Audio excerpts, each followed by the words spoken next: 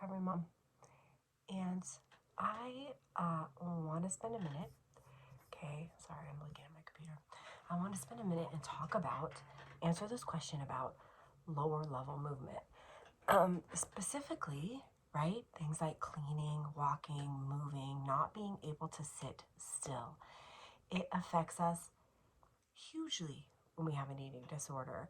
Many of us, I would even say most of us, are affected by lower level movement. Sometimes we don't realize it, right?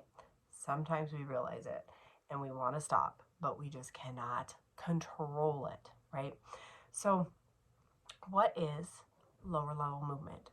Lower level movement is things like cleaning out your refrigerator, vacuuming. It could be cleaning of any sort. It could be taking a walk. It could be, walking up and down your stairs. All of those things are considered lower level movement. And when you have an eating disorder, when you have anorexia, you start feeling the need to do that. It becomes like a barter system, right? So, like, you can't really eat breakfast.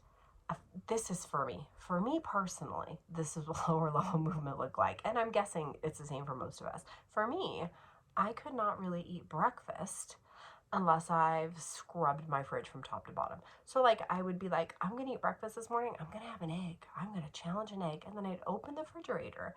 I'd see the eggs, but I'd also see a spot on the fridge. And all of a sudden, I would find myself taking all of the food out of the fridge, cleaning every shelf and all the walls and everything, which would probably lead me into cleaning the freezer too. And I would have to do all of that before I had my egg. Thus, I was earning my egg with movement, okay? Same thing for lunch, same thing for any meal that I had. Like, it got to the point where I had to earn food by going to work. Like, I had to go to work and work all day, and I couldn't eat until I got home because I had to earn that food by moving all day to work. It's terrible. It's awful. It becomes all consuming, and you don't even realize it because it's everyday tasks, right? It's everyday things that we're doing. So, how do we challenge this lower level movement?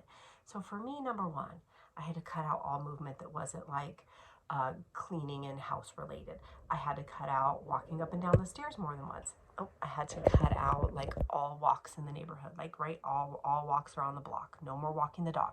Had to cut out all of that. And then within the house, I had a really hard time with cleaning. That was like a real struggle for me cutting that out. And once I started cleaning one thing, I had to clean everything before I could eat. So this is separate from tackling food because I also had to tackle food where at one point I had to put granola bars by my bed, right, and eat before I got up. That's a whole different thing. When I tackled movement specifically, along with trying to tackle the movement, I also had to tackle resting. And that's the flip side, right? Along with moving too much, we stop knowing how to rest. We stop knowing how to pause our bodies and just relax. So, for me personally, I started having to have sit time. I had to have 30 minutes a day where I did nothing but sit on the couch. I could watch TV, I could read a book, which I didn't even know how to do because my brain couldn't watch a TV show unless it was a food cooking show. My brain could not read a book because I couldn't focus on the words. All I could focus on was food and movement. And so this was such a challenge for me to pause and sit. So along with tackling movement, I want you to really think about, do you know how to rest? Do you know how to pause your body? Because that is the flip side of stopping movement. So for me, I think I started with like a 10-minute sit. I would like sit for 10 minutes and do nothing. And that means not scrolling through eating disorder accounts, not being on Prolana, which I was really into then. It meant not doing any of that. It meant simply resting. Book, TV, not food related. Okay, those were kind of my choices. And then I would up that to 20 minutes. And then I upped that to 30 minutes. And pretty soon, that 30 minutes of rest started feeling good.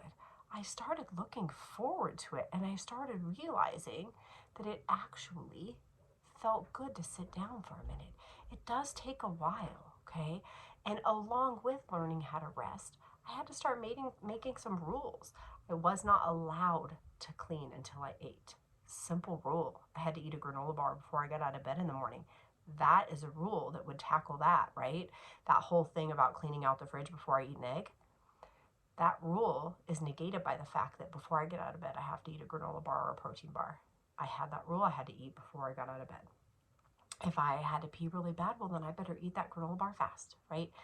Then I had that food in me. So I had to have a rule that before I did any cleaning, I had to eat some food, okay? And that also helped a little bit because I already did the food before I did the cleaning, okay? Now, you might say, hey, I'm going to eat the egg, and then I'll just make up for it with all the cleaning. And that likely might happen. And then you're going to have to tackle that.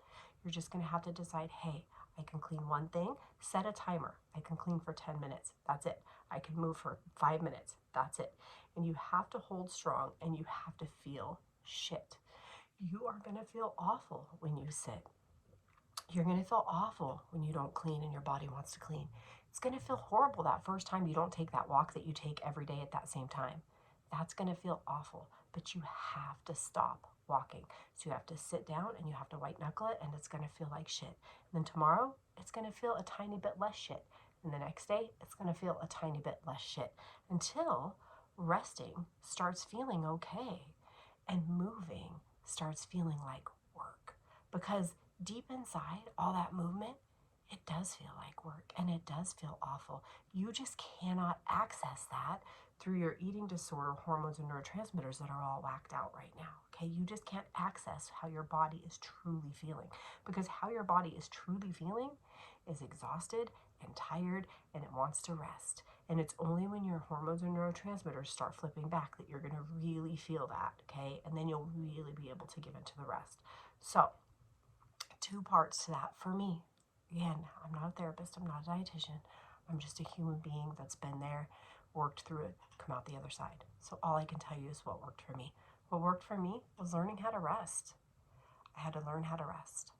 The next part was making rules to fight back. I had to eat before I did anything. Before any movement, I had to eat. If I moved after, set that timer only for a few minutes and then hold yourself accountable. Most of recovery is just holding ourselves accountable and feeling like shit, right? I hate to say it. I wish there was an easy way out of this, but there's not. There's not an easy way out, and it is what it is. So, I hope that helped. I'm going to go. I have a meeting in a few minutes. Okay,